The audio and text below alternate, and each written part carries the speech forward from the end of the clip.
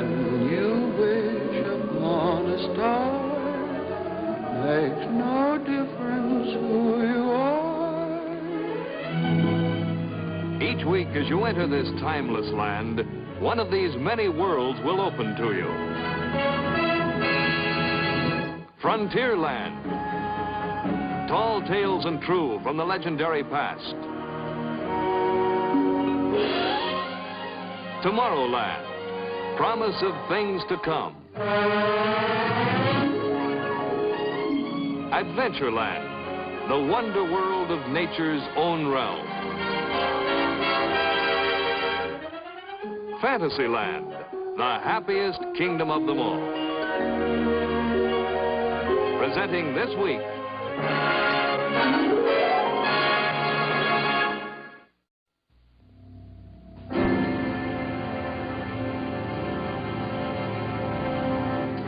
many years ago, a prophetic writer and engineer told of the genius of one man who discovered the very power of the universe and harnessed it to propel his ship 20,000 leagues under the sea.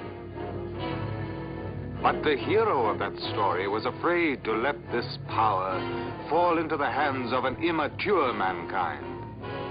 And so he chose rather to destroy his own work.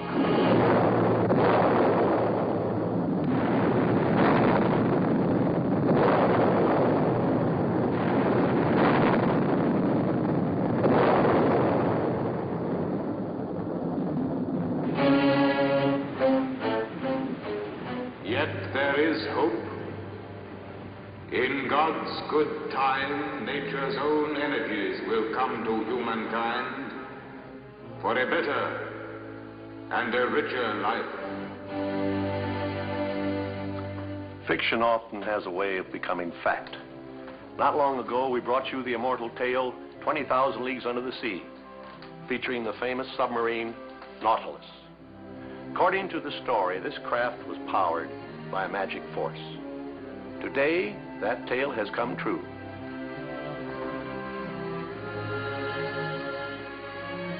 This is a model of the real Nautilus, the world's first atom-powered ship. It's the first example of the useful power of the atom that will drive the machines of our atomic age. The atom is our future. It is a subject everyone wants to understand. So we felt it was the most important topic for a Tomorrowland program. In fact, we considered it so important that we embarked on several atomic projects. For one, we made plans to build an exhibit at Disneyland that will show you atomic energy in action. Now, our atomic projects here at the studio are twofold. We prepared this program and also a book so that we could tell you this important story in full detail. Both grew together. We gave them the same title, and many of the illustrations appear in both. As you can see, we found ourselves deep in the field of nuclear physics. Of course, we don't pretend to be scientists. We're storytellers. So we combine the tools of our trade with the knowledge of experts. We added a nationally known scientist to our staff to head our new science department. His first assignment was to write the book on the atom and to help us in developing this program.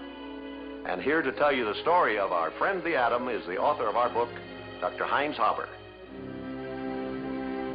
As we developed our story of the atom, we made an amazing discovery.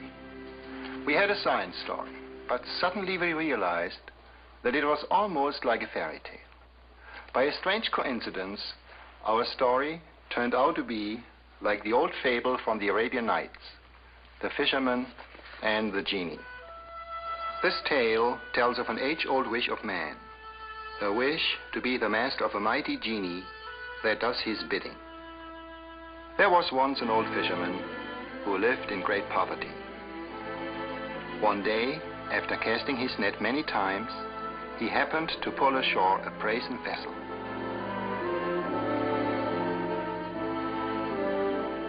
Its mouth was closed with a lead stopper.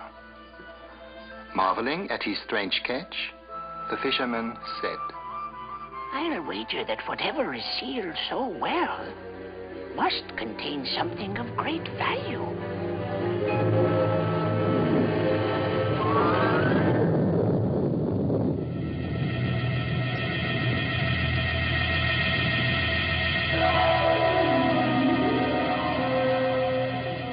Know that presently thou wilt have to die. Heaven forbid! Or at least tell me why. As I lay imprisoned in that tiny jar for many centuries, my anger grew and grew until I swore in my heart that my liberator should perish. What a cruel trick fate hath dealt me. Trick? Oh, Genie, since thou art determined upon my death, grant me this one last question. Well? How can one as mighty and powerful as thou dwell in so tiny a vessel? What? Thou dost not believe me? Not till I have seen it done can I believe it. Watch then. Now you shall return to the sea. Nay, I did not mean what I said. No, release me, and I give my solemn vow to grant thee 3 wishes.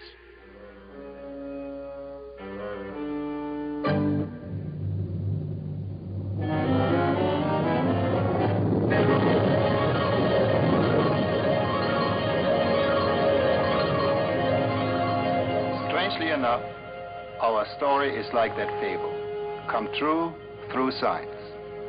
We are like the fisherman. For centuries, we have been casting our net into the sea of the great unknown in search of knowledge. And finally, we found a vessel. And like the one in the fable, it contains a genie.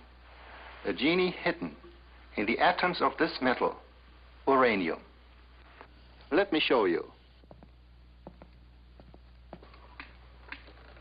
This is a Geiger counter. It tells us that the genie is here, imprisoned in these atoms.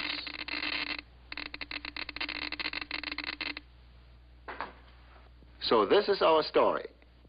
How the vessel was discovered, how the genie was liberated, how he first threatened to kill, and how he was finally harnessed to grant us 3 wishes. Our story begins in ancient Greece in 400 BC.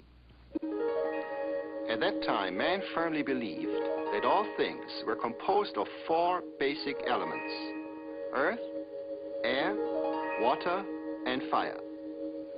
But Democritus, a philosopher of that era, thought that these elements could be divided into smaller particles. In fact, he even gave them their name, atomos, which means indivisible. I crumbled this earth to soil, and in turn crumbled this soil to dust. Now, if I could reduce this dust into its smallest particles, these would be atoms. This beach appears to be a solid carpet, but on closer inspection, we see that it is made of millions of grains of sand. If we think of grains of sand as atoms and pack them together, they can be molded into any desired form. So it is in this way nature uses these tiny particles, these atoms, to build all things: the earth, water, air, and fire. If air and fire consist of small particles, how can they rise? They would fall to the earth like a shower of pebbles. The man who disagreed with Democritus was Aristotle, a famous Greek philosopher. His philosophy shaped the thinking of man for the next 2,000 years. And so the idea of the atom was lost.